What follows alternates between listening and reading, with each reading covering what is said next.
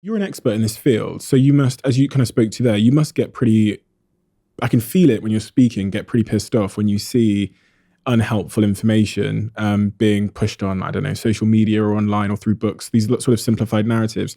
What are some of the most common misconceptions that you speak to your patients about? You've mentioned one there about this like 8 hours of sleep being the optimal. Yeah. And even when I put out on my Instagram earlier, what are the key questions you want to ask? I'm speaking to a sleep therapist expert today. I'd say the vast majority, or at least the medium question was, do I need to get exactly 7 or 8 hours sleep? Every single night. Yeah. So that is definitely the biggest one we get. You do not, that perfection is the enemy of the good. Have you ever heard that term? Because at the end of the day, it's true. Yes, your body loves consistency and regulation, but that does not mean you have to get 8 hours of sleep every night. Think about it differently. Think about it over a month, for example. We love this idea of the way we look at time is slightly different to the way your body looks at time.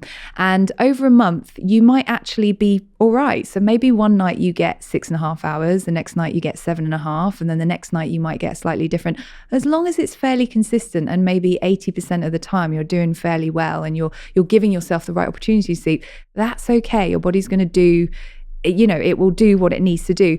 And with that, a caveat to that is this understanding of sleep debt. So we don't understand sleep debt properly. People think it's an eye for an eye. I lose 4 hours, I must gain 4 hours. Well, what happens when your body, being as efficient as it is, doesn't actually need you to gain an extra 4 hours of sleep to recover you? Your expectation is that it should. And when your expectation doesn't get met, you get upset about it and you change your behavior. And that's when you start getting sleep problems, when the reality is your brain is so smart that even in the certain amount of hours that you get normally at night, it can recover you from that sleep deprivation by just improving or increasing the sleep stage that it thinks you missed the most, for example. But because we have a lack of education, we believe we don't get some sleep, we need to regain that sleep. And when we don't regain that sleep, that's when the anxieties and the stresses over not sleeping start. So that's a big one, the sleep debt one. The other one is this idea that fatigue and sleepiness are the same things. So yes, when we don't sleep well, we get a lot of fatigue. So fatigue is anything from feeling like your body needs to rest, to needing to shut your eyes, to pain, to your brain buzzing because you've been working so hard for like 48 hours straight and you don't know what to do with yourself.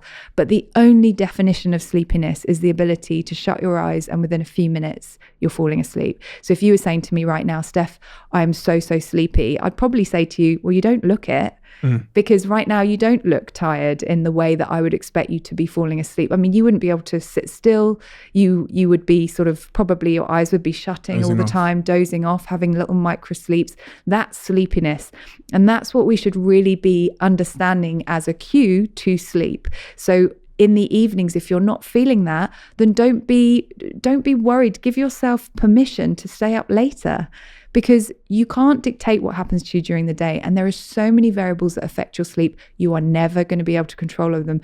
Having good sleep hygiene, how many good sleepers do you know have it? So good sleep hygiene is all these things that we get told we should do. So the 10 top things that you should do: have a warm bath, never drink coffee ever again, never have alcohol, all these things that you're supposed to do. But if you look at good sleepers, are they following all those things? No, they're not. And they're still sleeping really well.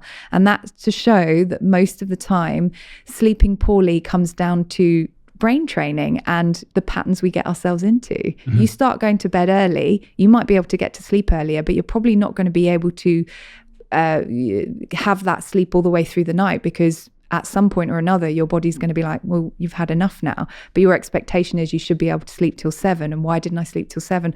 Or if you lie in, you keep changing the goalposts of your wake up time, which is the most important thing that you should be looking at, not your bedtime. If you keep changing that goalpost, your body doesn't know when to feed you. It doesn't know when to make you feel alert, because you've changed everything. And so, of course, you're not going to be sleepy at the right time in the evening. The time you wake up is a much more important time to be focused on. Yes. The things, your morning routine is going to be way more important than your evening routine when it comes to your sleep at night. But because people see that as a faraway time compared to when you go to sleep, they don't really focus on it. In fact, haven't we been taught in this society that lying in is a luxury?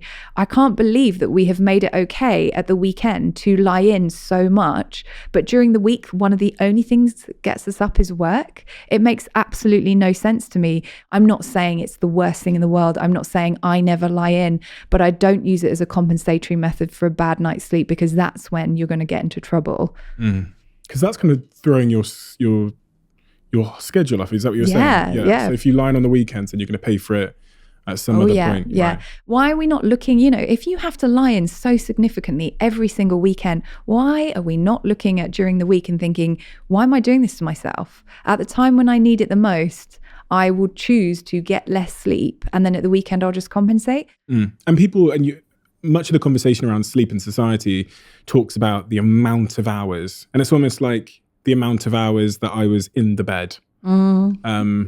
What's your sort of rebuttal to that? Because quality over quantity every single time. And if you have good quality and you need longer, your body will tell you and you will get more sleep. But people are so obsessed with duration.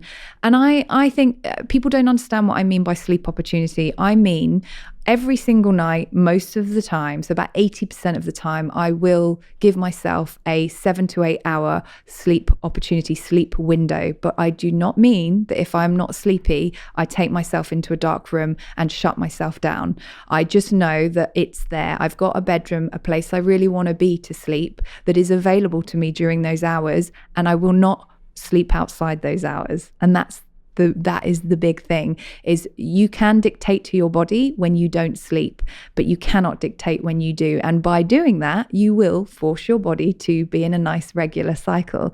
It's actually really, really simple once you know how to do it. And every time I fix someone of their insomnia, and honestly, 50, 60 years of insomnia, they often turn around to me, they're like, I don't know why I wasn't taught this when I was younger. And I do believe if we taught everyone how to sleep properly, give them a proper sleep education when they're little, I wouldn't exist. Insomnia wouldn't exist.